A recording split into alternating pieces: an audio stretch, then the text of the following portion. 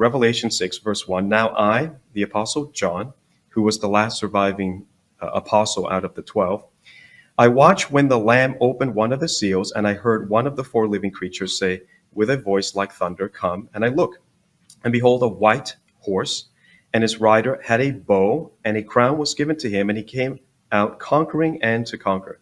So we've got a few different clues, and the Bible does it with clues, because what I learned is this, if you say something too exact, they say it's a self-fulfilling prophecy. Somebody was they were bound to make it happen because you said who will attack who on what day. Right.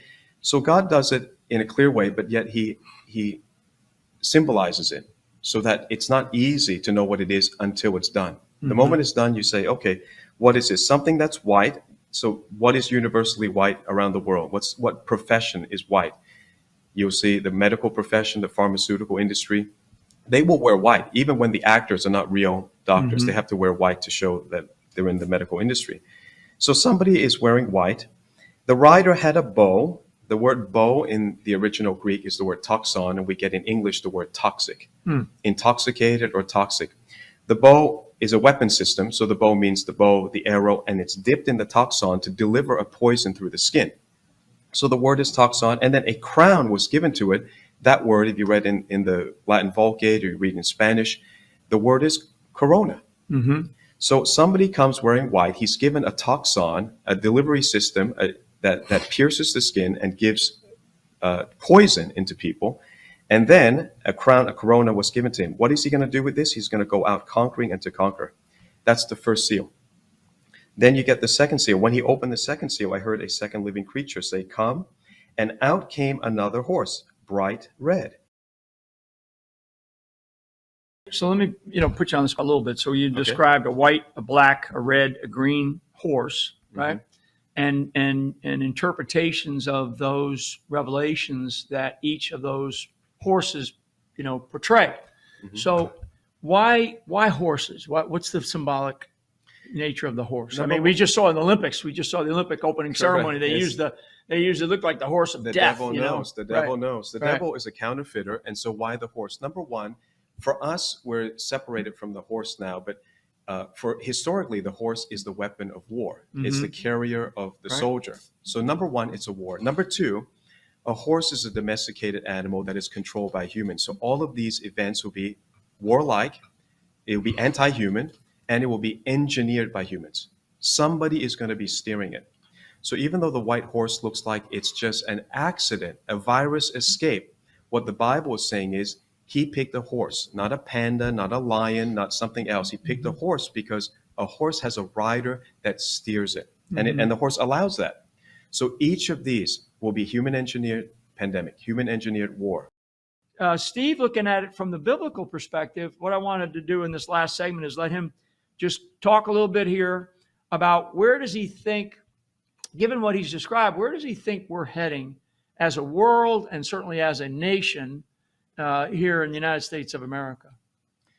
Well, we'll put it in the big perspective. First of all, how could our two individuals, General Flynn and Pastor Steve, be sitting here together when a year ago I was living in Australia and the Lord just said, come to be part of the Great Awakening here.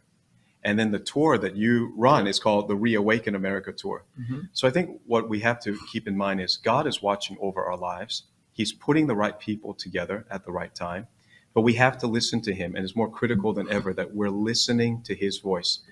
One of the biggest problems from my perspective is President Trump has had very untrustworthy people around him.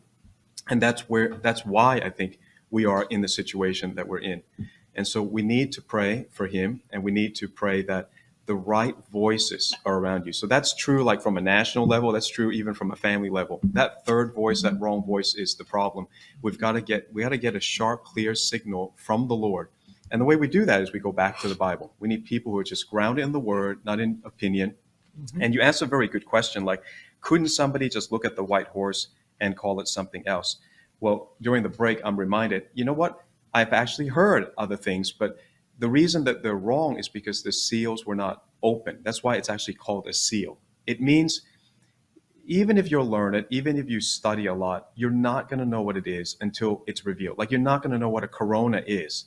You can say it could be a European crown. You could guess it could be some other nation, but it just has no meaning. There's no way you would know that there's a virus called COVID-19 that would affect the whole world until COVID-19 comes and affects the whole world. That's why it's sealed. But yes, you could say the white horse. Somebody a long time ago, I heard pastors say, oh, that's Jesus coming. But why would he come with a bow and a crown and he goes out conquering? He's already conquered death. What else is there for him to conquer? He's conquered it all. Conquered sin and death. Then somebody else said, yeah, the white horse could be the Antichrist. But the problem with that is the timeline. Timeline is very important. It's like if you get the advice to buy a share or a stock, but you buy it at the wrong time, it can ruin you. So Revelation 6 is way before Revelation 13, which is when the Antichrist is revealed. So it's important to just keep track of what's going on. God is chronological. He's revealing it chronologically. So what's coming next is definitely there's going to be a war. We're on the winning side. Iran's not going to win over this, but there's going to be an Islamic alliance that will come out of this. Out of that, it will take us to many chapters further into Revelation, which will take us to Ezekiel 38. Ezekiel 38, if you're in the military and you want intelligence from another dimension, you need to study Ezekiel 38 and 39 very clearly. So we're heading to the war. It's not the end. Those who think, I hear right now, the way they're interpreting this is, Russia's going to invade Israel. Russia is not going to invade Israel. I think you and I have some similar beliefs about this, that this is just made up American theology because the seals were not broken and because for many years, Russia is always depicted in Hollywood as the enemy. But consider the fact that Russia is more pro-Christian than America is right now. They don't have Hollywood pumping out transgender and the breakdown of families daily. They don't have that. They're actually protecting the family. They're more anti-Islam than America is right now. And they've fought many, many wars on their, with their smaller states of the former Soviet Union. And they were Muslim. So they're very well aware of this issue. So it's not at all in the Bible that Russia is going to invade Israel. That's something that needs to be corrected. Go back to the Bible. So when we go to Ezekiel 38 and the remaining time that we have, there's a lot of words and a lot of old words that needs to be interpreted. But we'll try to make some sense of it because this is the big one. And it comes after Ezekiel 37, which is the rebirth of Israel. So we know the timeline. The rebirth has to happen before. That's already happened. Then the capture of Jerusalem, that's happened. And then Donald Trump recognizing Jerusalem as the capital of Israel was one of those main events that fulfilled Ezekiel 37.